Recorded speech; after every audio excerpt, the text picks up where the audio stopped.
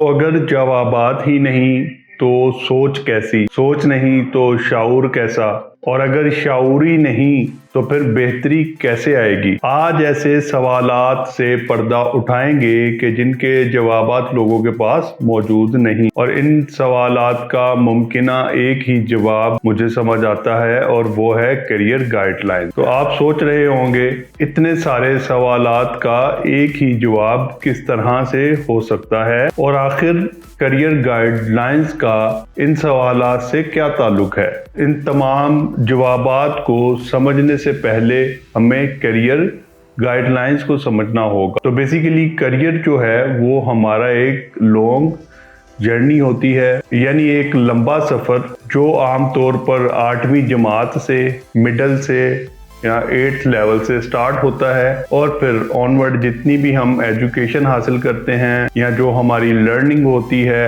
या जो हम स्किल्स सीखते हैं, जो हम मेहनत करते हैं, या उसके बाद हम जो जॉब करते हैं और उसमें हमारी फर्दर जो ग्रोथ होती है, और फिर जो हमारी अचीवमेंट होती, तो ये तमाम का तमाम हमारा करियर रोड मैप होता है बेसिकली। अब कुछ एग्जाम्पल्स को डिस्कस करते हैं और उसकी मदद से आपको करियर को समझाने की कोशिश करते। तो एग्जाम्पल नंबर 1 है कि एक स्टूडेंट ने 8वीं जमात पास की, फिर उसके बाद उसने साइंस पढ़ी, प्री मेडिकल की तरफ चला गया या प्री इंजीनियरिंग की तरफ चला गया, और फिर फर्दर उसने MBBS किया, या उसने फॉर्म डी किया, DPT किया, MLT किया या MIT किया, या उसके बाद उसने तो वो डॉक्टर बन गया, या एक इंजीनियर बन गया, या वो फार्मासिस्ट बन गया, या फिजियोथेरेपिस्ट बन गया। अब एक और एग्जांपल डिस्कस करते हैं कि एक स्टूडेंट ने मिडिल पास किया, फिर उसने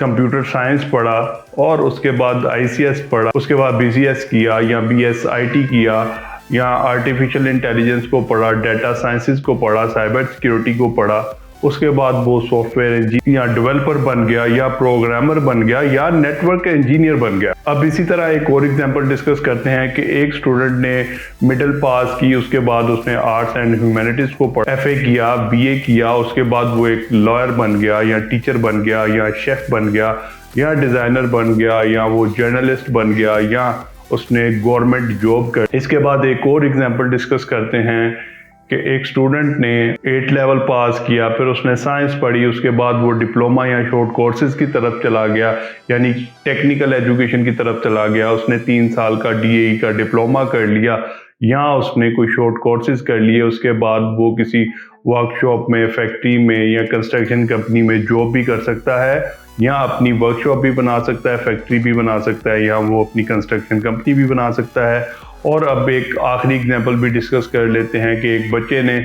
उसके बाद उस आर्ट्स पढ़ी या साइंस पढ़ी, उसके बाद वो कॉमर्स की तरफ चला गया, ICOM किया, BCOM किया, उसके बाद BBA किया या MBA किया। वो बैंक सेक्टर में जॉब कर सकता है, वो लॉ फर्म में जॉब कर सकता है, या वो टैक्स फर्म में जॉब कर सकता है। इसके अलावा वो एक एंटरप्रेन्योर बन सकता है, या बिजनेसमैन हो सकता है। इन एग्जांपल्स को डिस्कस करने का मकसद आपको करियर के बारे में समझाना था। आपने एक चीज नोटिस की होगी कि 8वीं जमात से सफ़र शुरू हुआ, और फिर आगे मंजिल क्या है वो ऑनवर्ड चलता रहा। बेसिकली यहाँ पर आप देखें कि जो भी आपने इस लेवल पर चुन लिया, या आपको ज़बरदस्ती कोई चीज़ चूज करवा दी गई, तो फिर आगे उसी पर चलना है, उसी ट्रैक पर चलना है आपने। इस जगह पर अगर आप गलत गाड़ी में बैठ गए तो फिर अल्टीमेटली मंजिल भी आपकी गलत ही होने वाली। तो कैसे हमने दुरुस्त गाड़ी पकड़नी है और दुरुस्त मंजिल की तरफ पहुंचना है, तो उसका जवाब है करियर काउंसलिंग।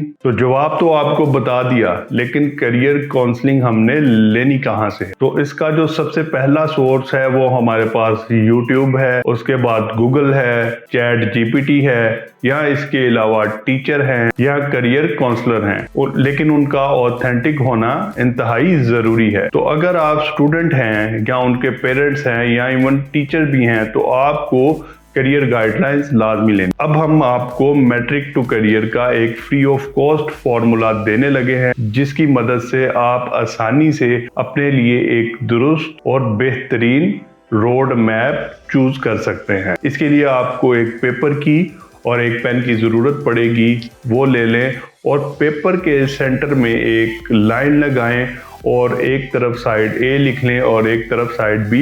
और अब साइड ए में सबसे पहले आपने नंबर 1 गोल लिख लेना है, नंबर 2 आपने विजन लिख लेना है, नंबर 3 आपने मेजरमेंट लिख और नंबर 4 आपने एंड रिजल्ट लिख लेना है। साइड बी की तरफ आ जाते हैं, उसमें आपने नंबर 1 स्ट्रॉन्ग सब्जेक्ट्स लिखने, नंबर 2 अपनी हॉबी लिखनी है, नंबर 2 आपने अपनी हॉबीज लिखनी है, नंबर 3 आपने ऐसी चीज़ें लिखनी हैं जो आपको अच्छी लगती हैं और नंबर 4 आप ऐसे काम लिखने हैं जो करके आप खुशी और इत्मीनान फील करते हैं। तो दोनों साइड्स पर हमने पॉइंट नोट कर लिए हैं। अब हम साइड ए की तरफ आ जाते हैं। तो सबसे पहले हमने जो भी गोल लिखा उस गोल को अचीव करने के लिए पॉइंट नंबर 2 है कि जी हमारा क्लियर विजन होना चाहिए। थर्ड पॉइंट की तरफ आना है जो कि है मेजरमेंट, यानी हमारा गोल हो गया, विजन हो गया, फिर हमने क्वार्टरली या मंथली या ईयरली अपने उस गोल कितने फीसद अचीव कर लिया है वो हमने मेजर करते रहना है। और पॉइंट 4 है कि एंड रिजल्ट क्या है, कि हमने अपने गोल को अचीव किया या नहीं। तो इसका रिजल्ट बना ले नीचे। अब साइड बी पर आ जाए। पॉइंट 1 है स्ट्रॉन्ग सब्जेक्ट, तो उसमें प्रैक्टिकल नॉलेज बेस्ड जो सब्जेक्ट्स हैं वो किसी के स्ट्रॉन्ग हो सकते हैं। और हॉबीज की बात करें तो किसी को सोशलाइजेशन पसंद हो सकती है, किसी को बिजनेस करना पसंद हो सकता है, तो वो उसकी हॉबी हो सकती है।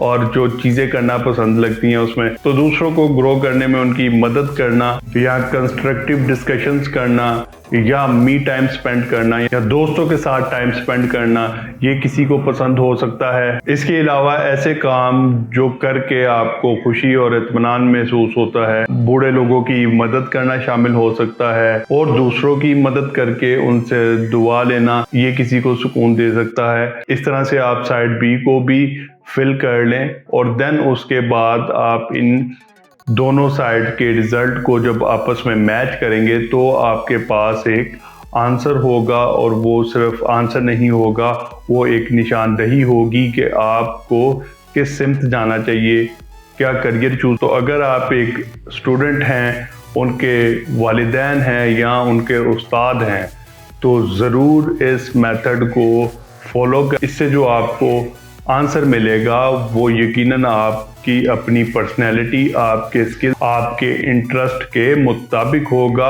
और इंशाल्लाह इस फॉर्मूला की मदद से जो भी करियर आप चूज करेंगे उसमें आप कल को कामयाब ज़रूर होंगे। तो मैट्रिक टू करियर में अभी तक के लिए इतना ही। बिलाल वाजिद को दीजिए इजाज़त। शुक्रिया। अल्लाह हाफ़िज़।